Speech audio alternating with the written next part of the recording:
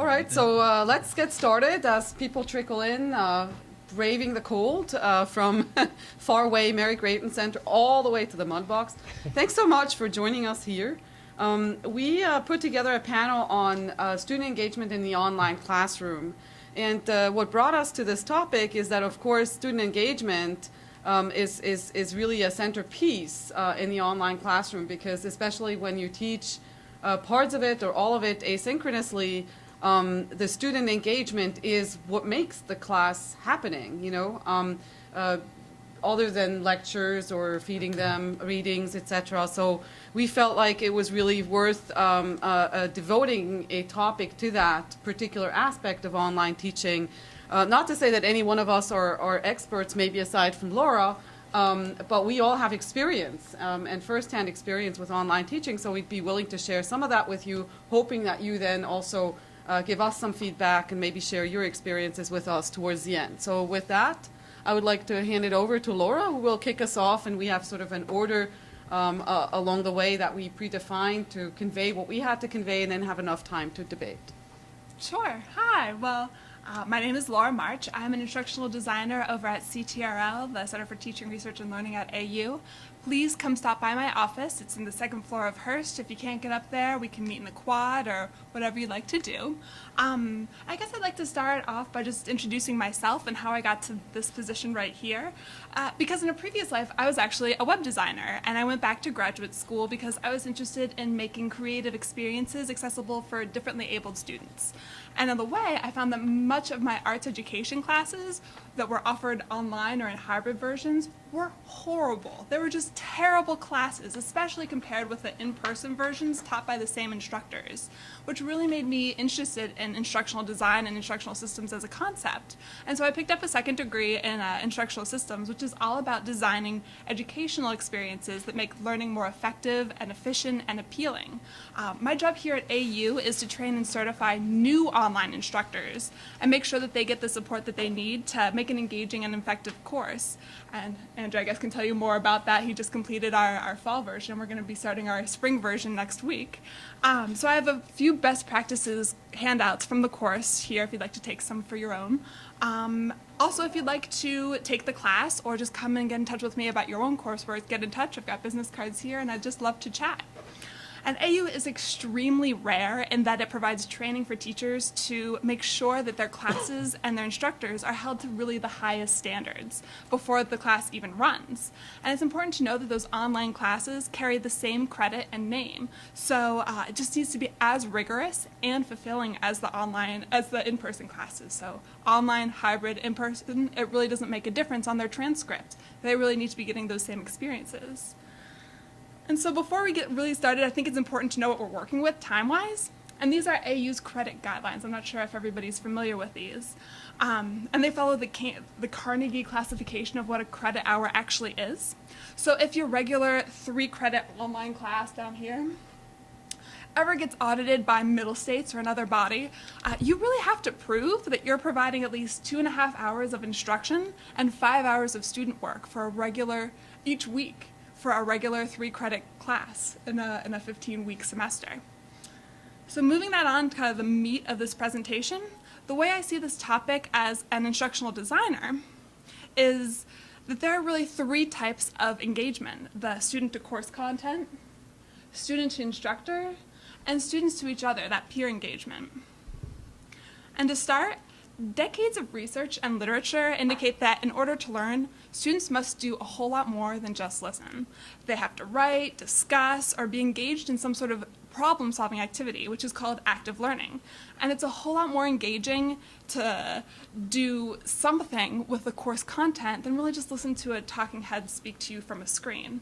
And I challenge you to go even further and make your course content authentic, which means that you focus on real-world problems and projects that are actually relevant to your learners, and that professionals in your field actually practice. So try to explore and discuss and meaningfully construct some concepts and relationships within specific contexts. So those could be anything from mock debates to policy briefs, case studies, creating white papers, or maybe making scholarly articles that actually follow the journalistic guidelines that they could submit after the class was done. So those are some kind of strategies to use, but it's helpful to figure out where to start at the very beginning. And that's where learning outcomes comes into play. And learning outcomes really focuses your course content and activities and assessment on what you think is important. So if by the end of your semester you want your students to have memorized the periodic table of elements, then that's a different outcome than being able to explain how the periodic table of elements is set up and why certain elements function the way they do, and how that info is used by chemists today. So a memorization outcome would be maybe students would be able to fill out a blank periodic table with the element's name, symbol, and atomic number, which is fine, but it's very low level. And in contrast, a more active and authentic outcome would be something like explain the structure of the periodic table and what each part means, plus how those are used by chemists today, and compare and contrast different areas of the table. So I don't know about you, but the second version seems a whole lot more engaging than the first. And that's just engaging within the course content, taking you and taking the peers out of it to begin with. So the same could be said for history. You could either memorize dates of wars or focus on an outcome that would be maybe arguing the causes of a conflict, or what a student would do if they were in a position of the power to resolve a war more quickly, or what could have been done in argument and debate around that sort of idea. So if you have those outcomes already created, they'll direct what type of instructional environment you'd like to create. Which brings me to the actual personal interaction that you'll have with your students, which is incredibly important. So why not make one of your office hours actually mandatory? And students could sign up to Skype or Google Hangout with you, video chat with you at the beginning of the class, or walk into campus if you're in your office, if you're both on campus. And it will help solidify an engaging connection that will really kind of make you less scary if they have help. So they need some help, they don't know how to contact you, they've already met you at the beginning of the class. It doesn't seem to be such a barrier to get in touch with you later. So another strategy is just using a non-graded quiz or a simple Google survey to find out what they're interested in, to find out what your students want out of the course. And you can emphasize that specific content, call out specific students, or even make separate readings or group them together on certain topics that fall under your big course goals. And I recommend being incredibly clear on your syllabus about your personal contact information and specify the best method to get in touch with you. Is it email? Is it text? Is it video chat? And for those office hours, make sure you actually include what your Skype name is or what your Google Hangout ID name is. Another major important area is to share your average response time, and this will really help mitigate any of those really worried students that email you at midnight and expect you to respond by 6 o'clock the next morning. Just put out your expectations and everybody you'll know and feel a little bit calmed about what they should be expecting as a student in your class. And another side note about that feedback loop, so you really need to provide feedback on assignments, and specifically weekly work if you're having ongoing assignments, before the next one is due. So students know if they're successful. And this is incredibly important for discussion boards. If you have a weekly discussion board, you really need to give feedback before the next weekly discussion board actually is due, so students know what they need to change in order to reach your expectations. And it really shows that you're engaged in their learning process. If you're kind of step back, you don't let them know that they've been successful, then you're really not engaged in their learning process. You're not helping them move to the next level. So I recommend blocking out some time in your schedule. Just use your phone. Make a calendar appointment each week if you have a weekly assignment. Block off an hour, 2 hours, and I'm sure some of our other presenters will share what they do and how long it takes them for getting through each of those kind of assignments. So also through research, we know that students have a very, very limited attention span, and sitting through pre-recorded video lectures for 30 and 40 and 60 minutes just doesn't work. And the vast majority, we're talking about 85%, of students will stop watching your lecture after 5 minutes. And that's not to say that you shouldn't make them, but try chunking them into 5-minute sections. So a 15-minute video nobody will watch past the 5-minute mark, but 3 5-minute videos will do the trick. And I know it's strange, it's just making things easier to accomplish. So you could do maybe 2 or 3 slides per lecture, and then that's how you would chunk it. Another recommendation is making 2 types of videos, one being evergreen that you could use for a couple of semesters, and one being new or fresh that relates specifically to those interests that you maybe gauged at the beginning of the semester, or even feedback to students directly. So you can give feedback on their assignments through a video, which is incredibly easy now through the blue Blackboard system. The new Blackboard system has a link up with your YouTube or Gmail account, and you can create lectures right through the camera on your laptop screen or the camera on your phone. Give feedback, it'll be made directly into your Blackboard account. And I'd recommend making a whole separate Gmail account just for your classes here, so you don't get any mix up between your personal videos or anything you have on the side and those Blackboard connected videos that'll show up on your Blackboard course site.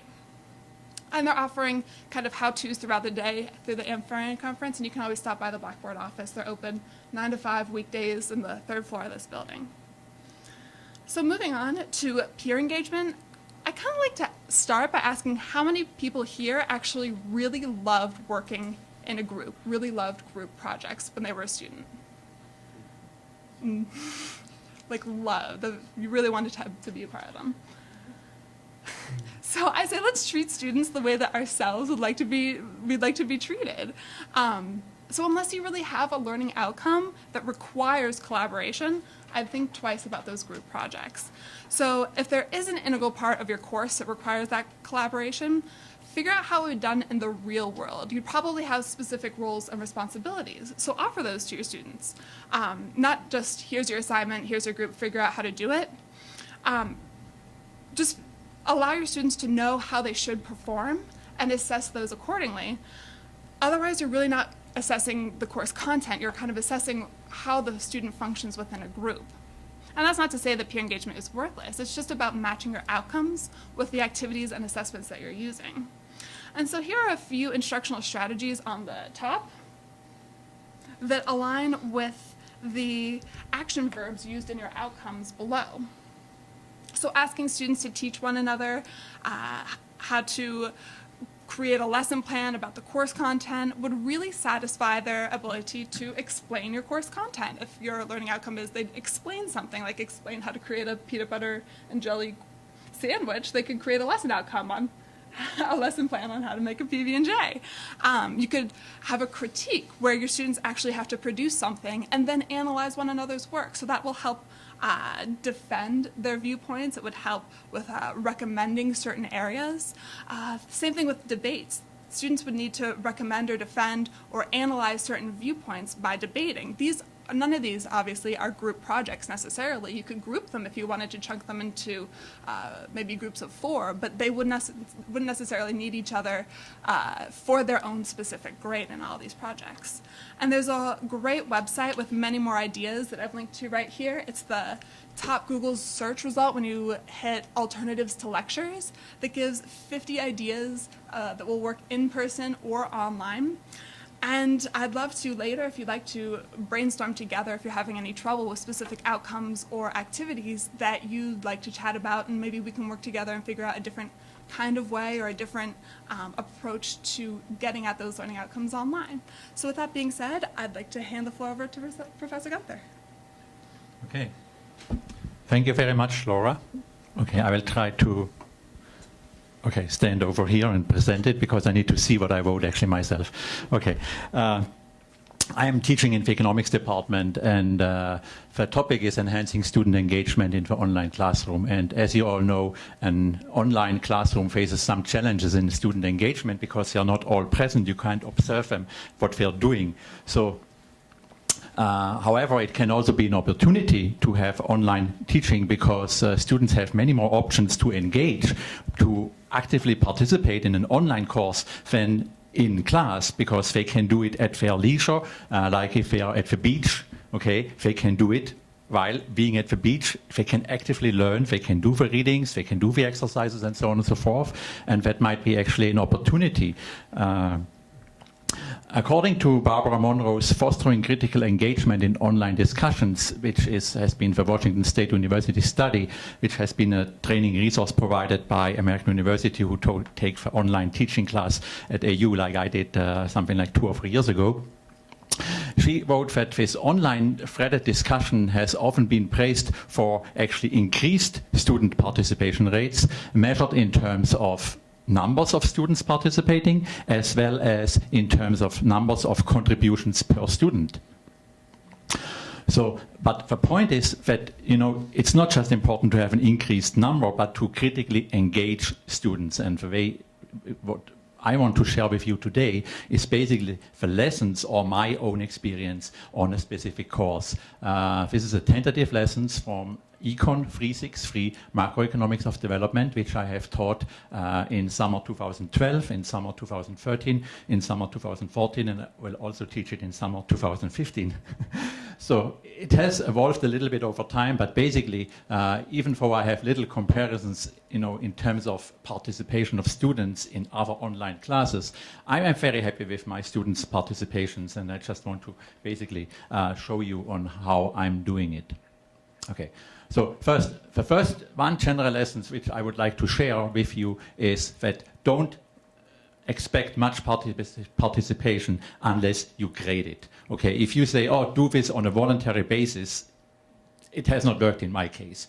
So if you want students to participate, you need to give some grading related to that. Otherwise, you know, I had offered to Skype me voluntarily in the first 2 times, and nobody Skyped me ever because it was voluntary. So if you want to have some participation, you need to give a grade for it to some degree. It's a kind of sad that it is like that, but it is a little bit like that. Second, I don't have a midterm nor a final exam in online courses. Instead, the course grade is based on 3 short research projects. Each count 20% of the course. I have 3 homework sets, which the best 2, they are a little bit difficult. That's why I count only the 2 best.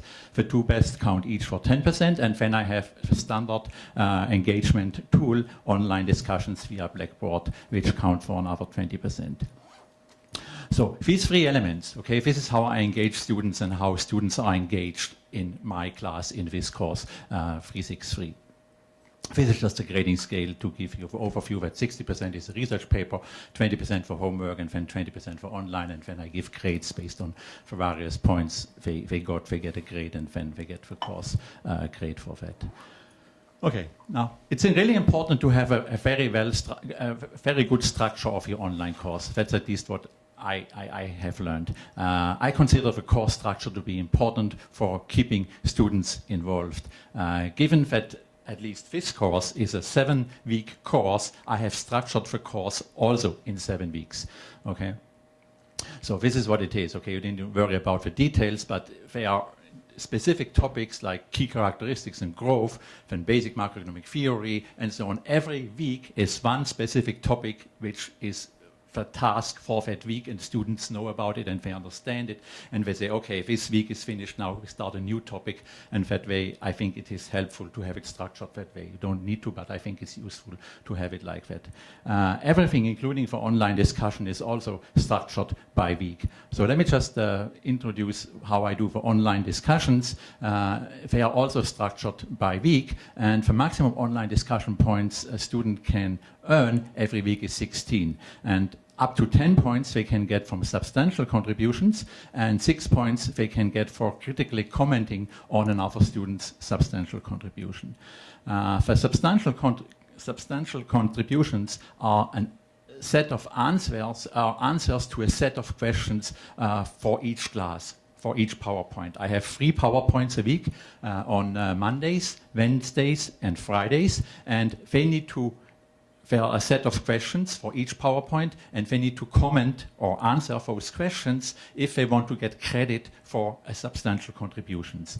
So the substantial contribution can only be made on Mondays, Wednesdays, or Fridays. Okay. But then they have, of course, the possibility to comment. Okay. Comments can be made anytime during the week until Saturday. It doesn't have to, and we can comment on a class on Monday, what a person has, you know, made a substantial contribution on Monday or Wednesday or Friday. You can comment on any time during the week with a comment and get credit for a comment. The contributions and comments are graded then on Sunday, and it's then shared with them on how much points they get. So they see, okay, maybe my contribution was not that good, I didn't get a lot of points for it, or they say, okay, my contribution was good. So every Sunday they know on how much they have contributed and what I think of their contribution. And that helps them also to continue to be engaged or to step up their engagement if I don't think that their contribution or comment has been really good. Okay, with regards to the homework and the research paper, as I said, they are also weekly. So in addition to the online discussions every week, except for last week, I have students to submit either an a homework set, answers to the homework set, or a research project. And it's just alternating. I start with a research project, then a homework, research project, homework, research project, homework. So that's how I have organized it. Anyway. So for research projects, each research project is supposed to be about 2,500 words, basically a research paper. And I have a guidance note provided for each research project so that students get a better idea on what is expected from them. So that they say, what do I need to do? So there is a guidance note for every research paper project, what is expected from them. They basically need to apply and examine what they have learned from the readings and from the PowerPoints for one specific developing country, like if it's on fiscal policy of, which we covered in class, they need to look at what's the fiscal policy of Tanzania, and we need to look at it based on data, based on readings, and so on and so forth. So students need to pick one developing country for each research project. They can use the same country for all the project, or they can alternate. It's not really a big deal, so I don't need to go into the details right now. With regards to the homework set, each homework set typically consists of about 10 multiple choice questions and then 5 open-ended questions. And they are relatively easy if you have done the required reading and you have gone through the PowerPoints. It's not really difficult to do it, but if you have not done the PowerPoints or you have not done the readings, then it will be kind of really difficult to answer this. So to some degree, I force them. Just you have to do it. If you want to answer the questions, well, and you have not done it, you probably will not be able to answer it. So it's a kind of brute force to do it, but this is the way how I see it to engage them. Students are welcome to work together on the homework sets, but each student needs to submit her or his own answers via email directly to me.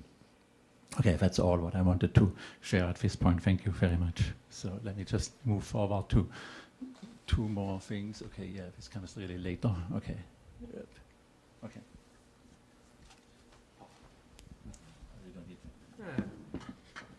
Hi, my name is Karl Kippola. How y'all doing? Embracing the whole talking head on a screen theory, I'm going to play a Panopto video, just to give you a little bit of variety in how it's presented. Because I come from the Department of Performing Arts, I can also do an interpretive dance if you get bored. And so I teach in the Department of Performing Arts. The online class I've taught is PERF 220, Reflections of American Society on Stage, where I look at the 8 Pulitzer Prize-winning musicals, which conveniently happened 1 per decade, starting in the 1930s up to the present day. And I sort of look at that as an entry into understanding American society. So, and I'm going to talk about this stuff. All right, so I'm going to talk about a couple of different points. First off, what role does online engagement play in class?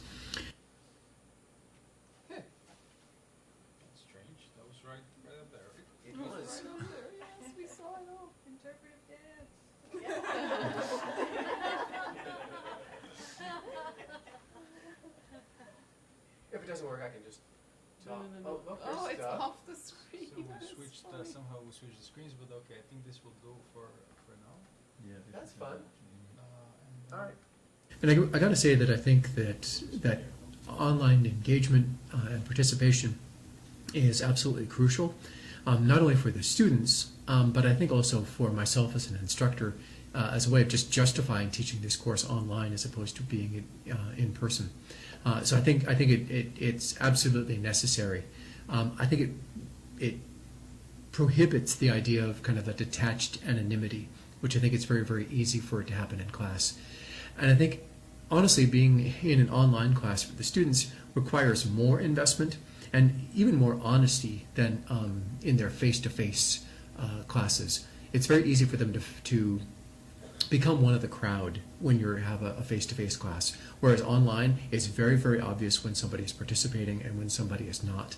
And if you don't remember, it's always very easy to go back and look rather than trying to comb back through your Swiss cheese memory. I think also that the fact that the class caps for online classes are a little bit smaller, it does tend to make the classes a bit more personal. Everybody engages with everybody else, so I think that's really a positive as well. The things that I'm specifically going to talk about are the ways to get students to excel at engagement.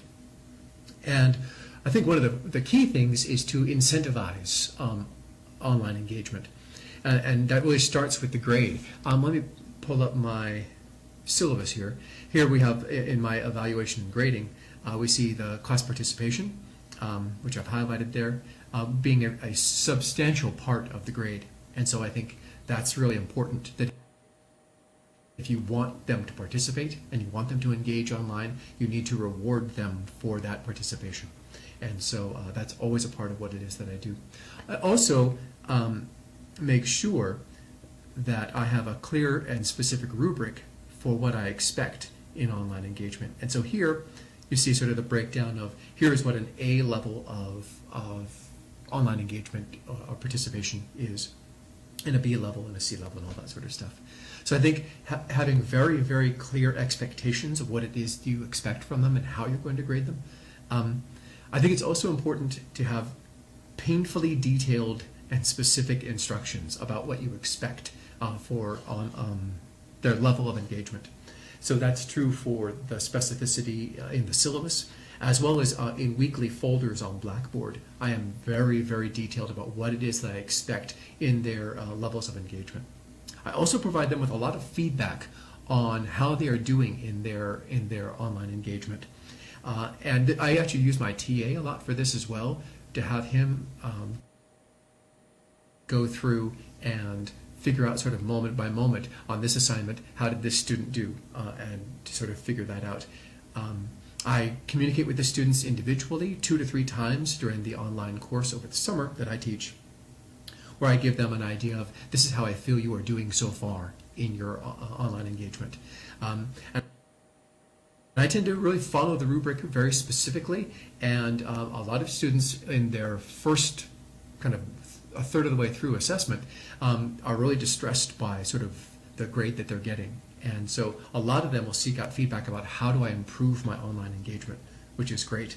I also will tend to point out sort of who are the rock stars of the class. And it's very, very obvious if they go and they look at the participation that's happening online, because it's all there.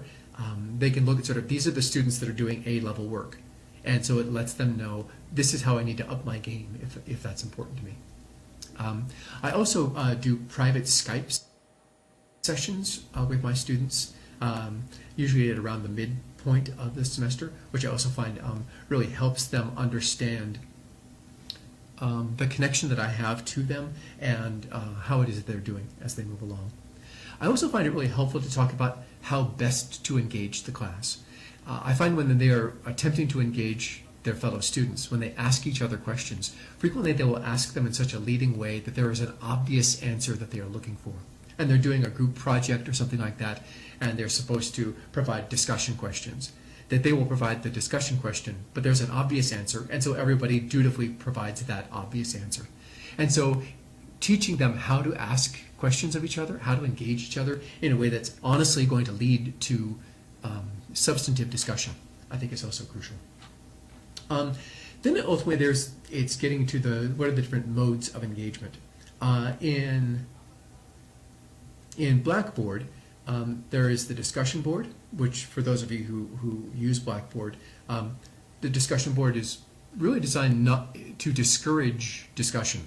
It doesn't really encourage that at all. I really use the discussion board for more academic, formal levels of discussion, where I will post kind of some specific questions, and they are required to respond to that. I give them a specific word count, that sort of a thing. And then they're also required to respond to somebody else's response. And so they use it in that way. When they do their group projects, they also are required to post discussion questions that all of the students are required to respond to. We also have, I also use a private Facebook group for my class as well. We use this for a little bit more of informal and emotional responses to what's going on, and the students engage with each other. They will also post introduction videos of themselves at the very beginning of the semester when they do group projects. The paper that they turn into me, they actually do a video presentation on that same paper topic where they share their topic with the class. And then the other members of their group will do a video response to each one of their group members. So they get an opportunity to be able to see each other, hear each other, and another way of getting the feeling of sort of an actual discussion like you would have in class. So I find that very helpful. So using Blackboard, Facebook, and videos, mostly that are posted either through Facebook or sometimes through YouTube, I find those using those platforms easiest for the students and the ones that they are already most comfortable with. And so I find that tends to be most helpful. So there's a few of my quick thoughts on online engagement, and I look forward to hearing what it is you have to say when we talk to each other right now.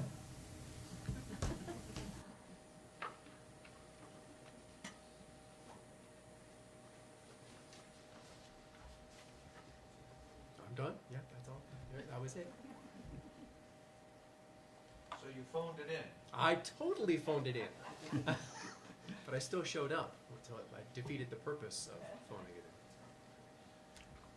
So I lastly will focus on some of the instructions that others have alluded to, how important that is, and just wanted to provide briefly some context of what I teach. So I teach a course online in the Department of Public Administration and Policy. That's an introductory course to public administration and the policy process.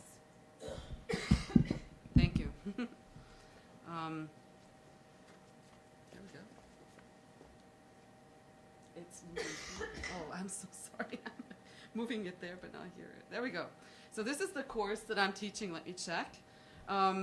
Just to point out that this is a course that's being designed by our DelTAC partnership and is taught not in Blackboard, but in what they call the Engage LMS, which supposedly is more engaging because a little flatter, a little more Facebooky, but really works very similarly to Blackboard at the end of the day. It's an asynchronous course, 8 weeks, so we've seen similar kinds of formats so far. I'm not going to go into details. It's designed to run for up to about 15 students. A little pushing above that would work as well.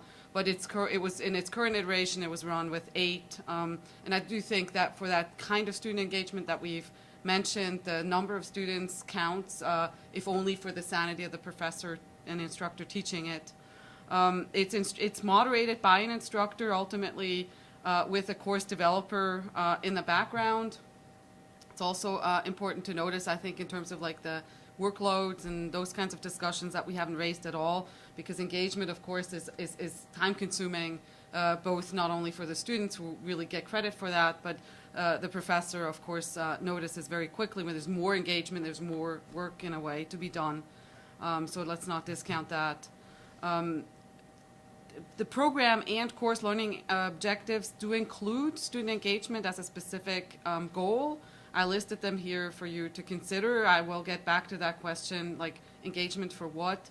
I think harks back to what Laura said in the beginning, to make sure that there is a purpose to the engagement, the kind of engagement that you choose, including be it in groups or interactive or peer-to-peer or with the materials, etc., not just for the sake of it. Briefly showing here how I count, so you'll see that the actual engagement with peers, which I focus on and therefore highlight in bold here, is happening through discussion boards. I have some other engagement, as you earlier pointed out, with materials with the professors, but that's not what I focus on here. And you also see that the weight of the discussion and discussion board contributions is really quite high, at a third higher than some of the other elements that I assess. So I wanted to focus on 4 points that I think make it work. Now, these are not all my own invention. I just kind of put it together and highlighted it. Some of it also comes from the training I took with CTRL, the training I took with DelTAC, and some of my own experience. I don't always source it and don't always even remember exactly where it's from.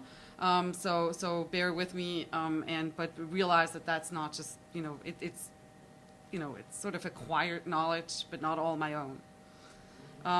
So to the first one, make the context conducive, is what I meant to say here, is, to create a context, and others have alluded to this before, that we need to create a context within which students want to and feel safe to engage. So there has to be some meaningful online relationship, some personal background. I'm not the type to make it very personal. It's just not my style. But a student should be able to, if they want to share that they've been on a walk with their dog, or that they, bring in some sort of personal experience. It's not something I expect, but there should be a space and safety to do that. But here's some examples that are totally accessible. At the very least, have photos of students. Now, they may choose to have a more open or a less open photo, a more formal photo, but at least have some idea that there's a person behind it. I also run it with something of a course wall or pin wall that looks a little Facebooky, just for students to react very quickly, Twitter-like, to something. There's also a blog. One could, and you've mentioned that, use Facebook. I don't personally.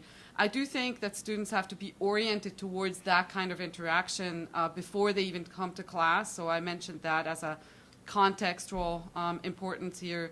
And lastly, and I think that's what you mentioned as authentic, there has to be a connection to the experience and maybe local happenings of students to make their experience engaging. I think it's something that has, kind of goes along with engagement. And then lastly and importantly, and I've uploaded that just here, it's not meant to be seen, but you can find it as our old presentations on the Blackboard site, ATSC, the Ferren Blackboard site. I think you need to give students some sort of netiquette.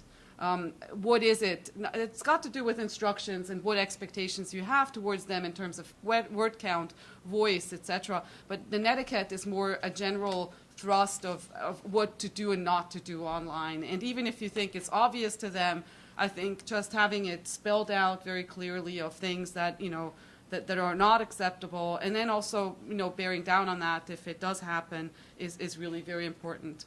To the second point, to have specific instructions, I think that's all of us have alluded to the fact that if you expect online engagement engagement in general, but I think online engagement is even more so because so much of it happens through keyboards. The questions have to be very clear and answerable. So there has to be a lot of instruction surrounding what you do, and you have to put work, as you mentioned, and thought into, what is answerable, what is clear. And I stumbled over that, having too vague a question, too long, things that don't really resonate or aren't clear, aren't engaging for them to answer. So there needs to be a lot of not too much leading, but also not too much like, just anything goes, going into it. And then the instructions also need to be include instructions about length, frequency, voice, tone.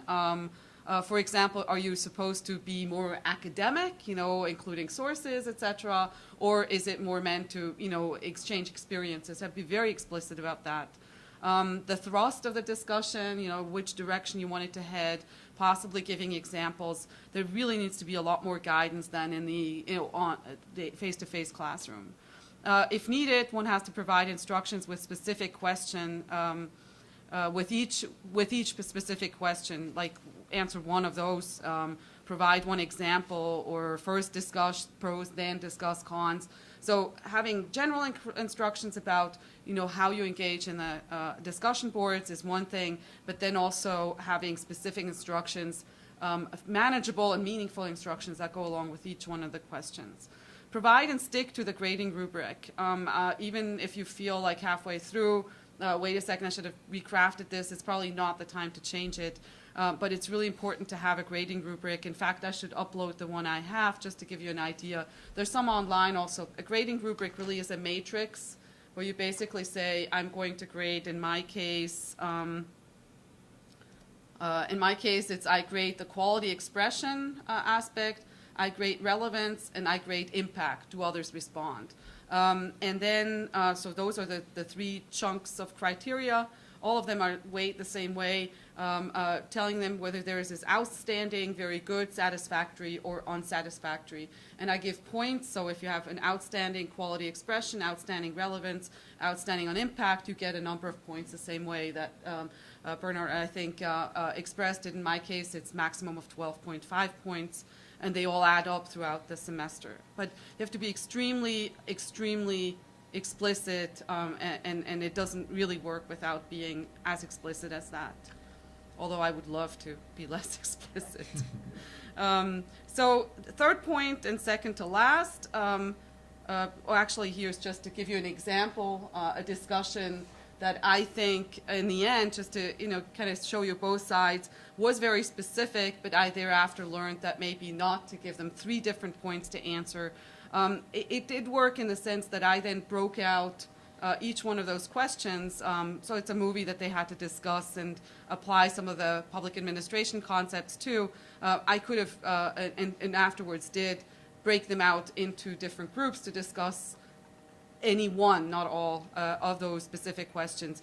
And you'll see that they were actually, if you look a little closer and you're able to enlarge this, you'll see that the questions I gave them are very specific, really saying, in quotation marks, here's what the book says, how does it apply to this particular case, and what would you point to in that application. Lastly, deliberate feedback. So very explicit and deliberate feedback is something that others have mentioned before as well. That's very important. And I mean, it's hard to really stick to that, but it's almost a necessity to do that very immediately. So you have to really invest in the rubrics, in ideally clickable rubrics, and I know Blackboard also offers that, so that you can provide that feedback in your sleep very easily. It doesn't have to be on a Sunday. I really try not to do it on a Sunday.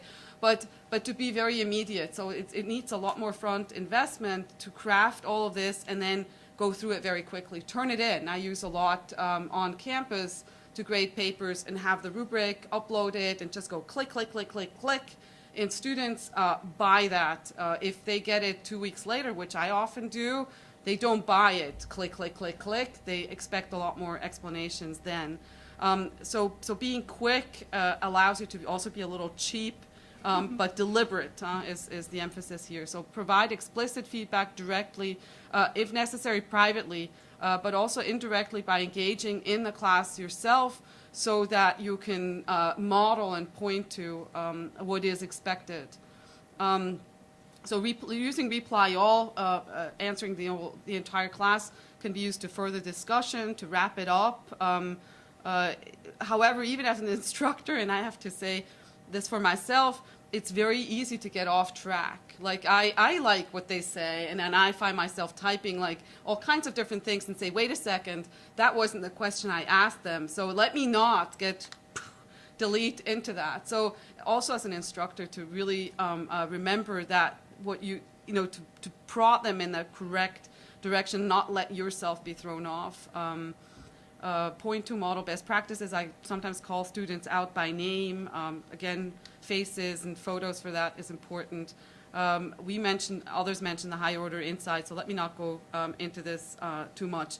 I did want to point to the last one here. As classes get bigger, it's unrealistic to respond meaningfully to individual and student contributions, so have a game plan for that. So rather than just tapering off your engagement in the class because it becomes unmanageable, have a policy and tell them about it. Like, I will respond to each one of your posts or journal entries or whatever the first week of class, so you have guidance, but you will not see me do that for the rest of the class because it just is not feasible to do so. And then what has been said before in terms of instructions here, but I wanted to repeat it because it isn't hugely important under this heading, match up and apply rewards. If meaningful discussion and engagement is expected of students, it has to count for something. You said that too. I've tried it in any other way, it does not work. And I think it's because we count other things. If we didn't, if we were in a context where we said, there is no things that you have to turn in. I'm just going to give you a grade or some qualitative grade at the end of the semester, maybe then it wouldn't be like that. But because we count other things, this too has to be counted. So it's in the logic of things. Find a manageable and easy system, setting up points, having clickable matrices and rubrics is really important. You know, more points granted for maybe units that actually do ask for more discussion. Of course, not all is about grades. There's also some element of recognition, so play on that, but that it definitely cannot be the sole foundation. So lastly, some questions and you know, lessons that I learned. Engagement is deeper and more focused than in class. I do think that I've experienced that online there is more deeper interaction, it's more focused, more involved interaction and engagement, and also often more informed engagement. Like they will go back, if you ask them to and you reward it, they will go back and actually look at page numbers and cite things, etc. It's a lot less superficial, if you like, than in the classroom. But, you know, it's also to be said that there may be then less higher order thinking because there's less time, so a lot of investment spent to answering questions and less time to think beyond those questions. I have asked myself what rules apply to students versus professors. Am I then to go and, you know, put page numbers and quote things very directly? So I often keep my answers clearly shorter than the students, you know, just to make sure that they understand I'm not like them answering, I'm guiding them. I'm monitoring them and mentoring them. How to keep it manageable for me is still a very open question. I think there just has to have, you have to be able to kind of set it into a rhythm. I think you saw some models here how to do that with particular days and by when to expect things, make it foreseeable, but also really assess your own capabilities and your own time management that you have available and invested in a strategic way. What, with increasing class sizes, I'm asking here, we are sometimes pushed to accept more students online into sections than what they're designed for. You can make breakout groups, etc., but the fact is that you, at the tail end, you still have to look at all of them. You make it manageable for students, but not necessarily for the instructor. And lastly, I wanted to just reiterate the purpose. Student engagement for what? I think I have convinced myself that it's important in this course for various reasons I don't need to go into here in detail. But there may also be courses that don't need that as much. I think maybe we're ideologically a little focused because we are in this liberal arts kind of setting that everything needs to happen interactively and be discussed. There may be courses that, and sessions of courses that could be very sort of, you know, consuming or engaging with the material. More than with everybody else. So we have to be honest and wonder, you know, is all of this necessary and invest it more strategically.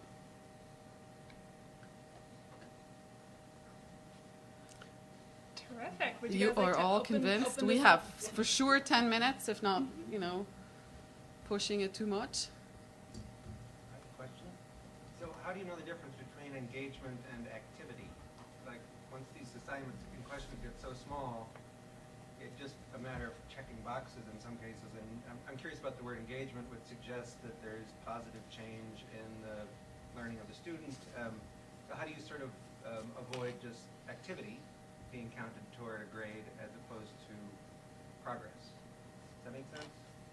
Do you want to cheat? Sure. It sounds like an... Well, I would wonder what the goal is of the either activity or discussion or whatever you'd like on that end, and not get too bogged down in what you're defining in specific terms, and just make sure that what the students are asked to fulfill meets whatever criteria you're judging your course and their ability to do so on. So if an activity like you're learning how to change the oil in a car, that doesn't necessarily have to be critiqued by peers or have a discussion board post about changing oil in a car, but making it in a way that they're engaged with actually doing it themselves or producing a video of a lesson that they're creating to teach others how to do it, then I think that would be a successful assignment. And that you'll find in maybe some mid-semester evaluations, which is something you can ask and get their feedback on if they enjoy the course content and what feedback they have for you. Are there any other? I think it's really important. You put the finger on an important question in terms of like discussions. If you say, oh, discussion boards are a place where engagement happens, to refrain from using discussion boards to just sort of check knowledge. And say, oh, have you done your activity? So we've tried to find other ways to check that they've done their activities. You know, like, have you read the chapter? That's not engagement yet. That's, I've done it. But the engagement based on that chapter that you've read comes afterwards. So I'm trying to be very careful to move only the things that really are engagement, and not only that, things that require engagement with other peers or myself into discussion boards. If I want to check other things, I'm trying to see that there is an indirect way to check that they've done it, like a test or something, or a checklist, or use, I have also a course journal that Blackboard inspired me to use for them to take notes, just to check that they've actually done an activity. So to really kind of try at least to separate those two things. There's also different tools within Blackboard now. There's a 5-star rating system. There's also like likes in Facebook or other tools that you may use. Or you could do something completely authentic, like if one of your projects in a history class is looking at monuments, you can have them write a Yelp review on the monument and actually get people on the outside engaging with their posts. So it just depends on how willing you are to be creative in your pre-work and setting up the things so that they can have an engaging experience themselves. I mean, I think you need to talk about, you need to think about for yourself, for each class, what it is what your expectations are for engagement, what the engagement means for that class. And I think you need to communicate that clearly to the class so that they understand sort of what that level of engagement is. I mean, for me, when I think about that level of engagement, it's about how you are moving beyond, yes, here's the information that we've looked at, here's what we've read, here's what others have said about it, but how do you then synthesize that information from what it is we have, all the different things we've talked about, how do you put that together, how do you challenge it, how do you challenge each other and question the assumptions that people have. It's moving beyond sort of this is the information that we've studied to now how are you going to apply that and how are you going to think about that. I mean, to me, that's how I use the online participation or engagement section of it. Sure. So I think it was Bernhard was saying that Blackboard discussion board is designed to discourage discussion. That's me. Oh, was that Yeah. you? Sorry. Which I totally agree with, and I'm wondering if any of you guys have tips for other softwares besides Facebook, because I just have a knee-jerk reaction against it, where discussion, because I hate grading the discussions, I just hate everything about that discussion board, and yet discussion board, it's important in an online context when you don't have synchronous time. Not necessarily. I mean, I play double ag. What course do you teach? I teach global public health as a summer course. Okay. So what do you usually have students talk about in your class? Usually we have them respond to various readings, and then respond to each other, sort of linking them to what's going on in current events, and then linking that to the readings that they're doing. Mm-hmm. So I feel like it's an important thing for them to do because they don't actually get to talk to each other about it, Mm-hmm. and yet I just despise the platform. Even the new format? Have I you haven't seen the new format. I think Jump along into I it? think it does work okay. better. But somebody had an answer there. Yeah, Ian, would you like to share? Yeah, Piazza. Yeah, is that? It's still a discussion board, but it seems to be a lot more easily accessible. Okay. You know, like it's sort of you can sort of two things about it. One, And it's one in big Blackboard, slide. huh? There's a connection to it in our Blackboard Very system, cool. Okay. and each course you can sign up, and students can sign up. But a couple of things about it that are very cool. One is it updates live. So if you're like doing something and other students are updating, you can see it happening live. Cool. Yeah. And they also have tags. So if there's things that are related to other posts, there are ways of tagging other posts. Yeah. And I found it's been really successful. Okay. Plus, they also do polls. You can do polls in the same system that you're doing the posts. Gotcha. So I've been using that. I'll give that a try. What's So it called? here's Piazza. Piazza. It's right. Piazza. Oops. What about what Right. blogs or something? Here. I should try a So blog. this is what Piazza looks like. It's like here's a question. I wish they can kind of get together You and know. develop things. Here's a Some of them you quiz. can track what each person does. You just use what platform? Well, have from, College Okay. Park. So we're using something totally different. Okay. But, yeah, but I'm sure Might they be have good it, to go. they might have it in Blackboard now, so I Okay. know they've been updated. Sounds good, thanks. So this is, okay. This is Piazza I within lost- Blackboard. Oh, this is Piazza, okay. But students have to enroll, you have to create the Piazza session, unlike the existing discussion board, which is part of a Blackboard class. You have to go Really through easy. one extra step, but it's super easy, and Blackboard can help you with it over the phone. And do students have to do any step? Yeah, they have to press a button, the Piazza button. Well, that's acceptable, but Yeah. Okay, this is helpful. I also, the last time I taught, it was last summer, so it's possible that with the Blackboard updates, it's gonna be better. So and like I just have the previously, Piazza Piazza link was right not as there. closely tracked.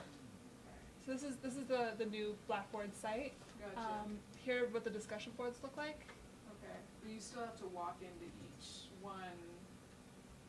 And an idea, if you guys want to like have them automatically spread out, is do select all and collect, and it will make everything pop up there, It's at least a lot more. so you can grade them. Okay, And then hit reply, and you can just reply below. gotcha. How many people are in your class? That's the There's one small thing. classes, about 10 people.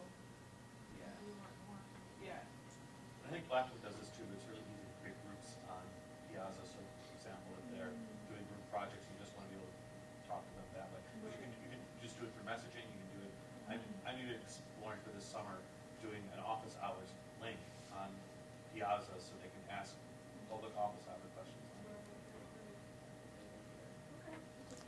Can I say something provocative and heretical? Not I think 3:30? there's gonna be a pushback against online learning at some point. I think a lot of people are pushing back just to the web with what's happened with losing your passwords and everything like that. And I think the fact that we are rewarding students by upping participation is a sign that we are not engaging them. In fact, we should be building a learning community where we don't have to sort of reward them extra for being a part of the class. And this has been something that's been going on with distance learning in correspondence courses, radio, television. But I think there might be a next generation where we can start to turn that around, like you said, talk about walking your dog. Put on Google Glasses while you're walking the dog and have an experience other people can join in on. And I know it's a little passé, but Second Life, remember that? Where people actually came to a classroom, and I know Blackboard now has avatars. I think people are going to get to a point where we've exhausted this model of distance learning and look for something else. I mean, think about all the MOOCs that are coming up and proctored exams where people are watching you the whole time. I think there's going to be a big reaction, and there's got to be a next generation I think we need to start getting ready for and thinking about. And I think that's a great area to talk about diversity too, is because we each have our own diverse experiences, and to maybe set up your course content so that it is authentic, where you're taking those interests into consideration and allowing your students to share them with the rest of their classmates and teach one another what their life is like, what their response to the course content is like, is also pretty important. And I really like the assignment about a developing country, because students can actually share why they care about that country and what that means, and what learning about that country means to them in particular, and hopefully spark some inspiration in their peers. I have another technology-related question. That does any of you, or do we know of a way that we could do voice-to-voice discussion in this environment, rather than relying on text? Collaborate. Skype? Skype. Well, are we using it? I guess is my question, in the course. Telephone. Yeah, but I mean, No, to provide a forum, a venue for The- discussion of the group. We have used, Collaborate is built in, like Piazza is built into Blackboard, and I have used that, yes, yes. Yeah. It works quite well. I've used it actually also to invite guest speakers that way. It was easier, it was for a federal government employee, it was easier because Collaborate didn't require him to install any software in his computer, so it was easier for him to come into class using Collaborate, along with yet another student who was online. So I find that pretty well done. The Engage platform that Deltac is offering interacts with Adobe Connect, which I believe we're trying to get to AU somehow, or is floating in various formats, which is very similar. I found that easier to use, but both are actually pretty straightforward, where you could lecture, you could share your screen a little bit like he just did, but in real time. But also meet with students individually. So I think I like that everything's in Blackboard, as much as I don't quite like Blackboard as much as I would like it to like. But it's really nice to have it in the same place and to use the tools that are in there. There's always better tools out there, but having them in one place is really valuable. And how about, just to elaborate just a little bit more, is there student-to-student discussion as well, audible? Yeah? I think it's up to 6 people. 6 people can have video, but then 100 can have audio or tune into it. The video in generally crashes. Right. I think that's just something that's a part of. We expect more of technology than I think it is to able to deliver. Yeah, and there's video also, is really difficult to run. There's also a tool being piloted by the languages department if you want to get in touch with Gorky Cruz at American.edu, using VoiceThread, which has, you can upload any media, that's image, movie, sound recording, anything, and then students can comment with any media. So you can comment on a picture with your voice, you can comment on a movie with typing, with another image. So that's definitely a really cool tool that you can get on that. Sure. Yeah, I'm sort of interested in the idea of student-created videos. This is like discussion or assignment. A couple of things. One, is it at this point that students, when they get to college now, they pretty much know how to do it, and there's not much you have to worry about, or is there's a lot of work on our part to say, okay, this is how you do it? At least what I have found is that all students know how to do that far better than I do, and so I have not run into yet a student who has needed help in doing that. Do you give guidelines to how long their videos should be? Do you give guidelines as to whether it's supposed to be a headshot or some other content? Sometimes I do. Most of the time I will give them sort of parameters on sort of this is sort of the content and kind of the quantity that you should be presenting. I sort of allow them to present that, and I've had some really creative, interesting presentations that weren't just them showing their head talking, but the interpretive dance, which is an underutilized element of online learning. And so I think, and so I've seen people sort of turn that camera around and take in the world and sort of looking through different interesting lenses, which I think I wouldn't have thought of, and I would hate to dictate this is how you need to do it.